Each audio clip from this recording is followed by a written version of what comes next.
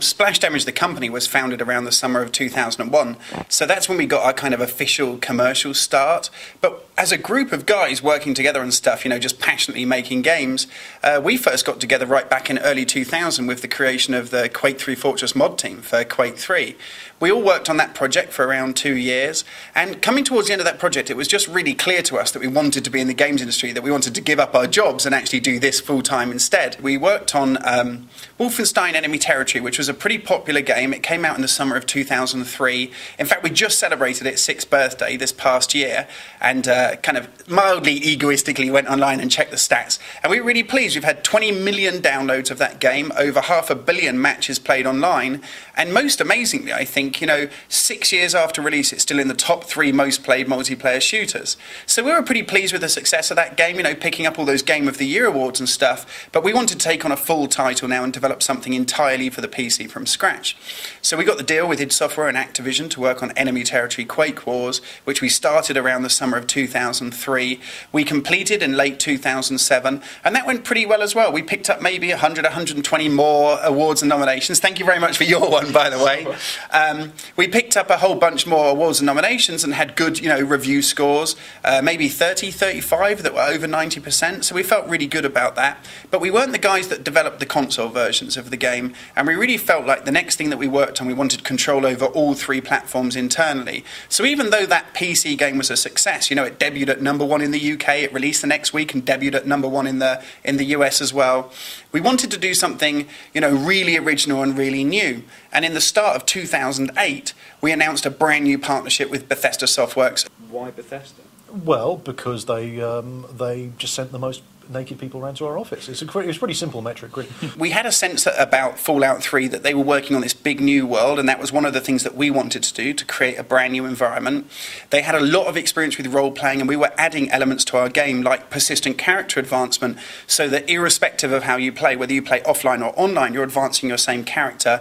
That's been true of what Bethesda's always been known for. Yep. I mean, the Elder Scrolls series got its start on PC. It was the hardest of hardcore. I mean, the minutiae involved that. I mean, and they were so successful at actually packaging that and bringing it to a whole new, type of consumer who would never experience anything like it.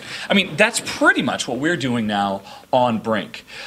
Console gamers have never seen the objective-based style of multiplayer gameplay that, PC players have been enjoying now for almost a decade. We've designed the game from the outset to have parity on all 3 platforms, and I think that's the first and most significant challenge. In the past, certainly through the early period of 2001, 2002, 2003, developers could get away with developing the game on their lead platform, PC or Xbox, and then just kind of porting it across to other platforms as an afterthought. And we think that gamers deserve something that's a bit better than that. We wanted to build the game from the ground up as something that was designed to work on all 3 platforms equally well. But we knew it wasn't something we were going to be able to achieve with our existing team alone. Paul Wedgwood, the studio owner, has a strict policy of only hiring people smarter than he is. Neil Alfonso, who is our lead level designer here, and he's the guy that was lead level designer on Killzone 2. I should point out I was hired before that policy came into force. And one of those first hires was a guy called Olivier Leonardi. Now, Olivier was the art director behind Rainbow Six Vegas and Prince of Persia. So what are you suggesting? I'm just merely pointing out the facts. Tim Appleby, who's our lead character artist, he's the guy that created Shepard and some of the lead aliens in Mass Effect. I think you've got to face facts. Face them! Face them! We wanted people with specific experience having shipped multi-platform AAA titles. I guess I'm kind of like Splash Damage to the next generation. Getting people like Richard Hamm, who, he was lead game designer on Fable 2, working directly for Peter Molyneux. He's the co-creator of Siphon Filter for the PlayStation. People with that kind of talent fit well into Splash Damage. I've been here for just about a year. Actually, no, a bit over a year now. I had to bring in so many donuts. It's so expensive. You kind of learn that when you meet someone who's just considerably more talented than you are at a specific field, you should just shut up and listen to them. One species even looks like it's wearing bathing trunks. The challenge really is how you go about building something that meets their expectations. And for us, that was the reason for bringing in so many talented people that had experience shipping titles on those platforms, particularly. For my part, I'd been almost exclusively a PC gamer until late 2007, and I made the decision to start moving across to consoles, and I think I resented it a little bit at first, because I was very comfortable in my little space doing the things that I did. But then just recently I finished Uncharted, and you realise that that's kind of why we're making games, because people bring out things that are so great and so compelling that they make you envious, and you want to try and do stuff, that pushes your own game, that raises the bar yourself as well. The combination of classes, environments, objectives ensures that no matter how often you've been through it, there will always be something new and something to excel at, something to get better at. And it's not about taking 3 steps forward, crossing an invisible line, and then dropping the 3 guys right before the explosion happens. And if you happen to die, you'll do it again, over and over and over again. I think that's what players will really find new and fresh. The game that we're pursuing is nevertheless a mighty challenge. We're trying to do some big things like blurring the lines between offline and online gaming, introducing elements like the smart movement system.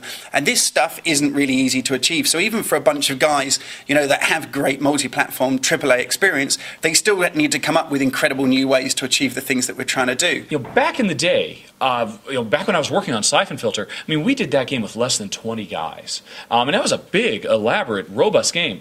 And I just came off of Fable where we had well over 120.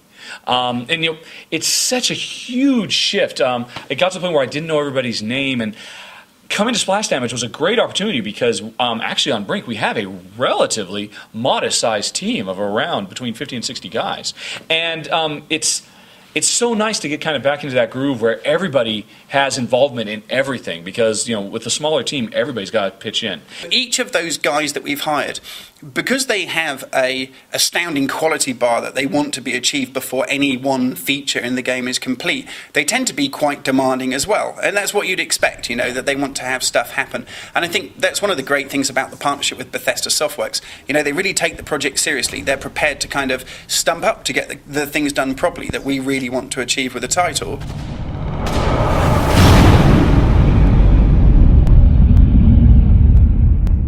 But not for all.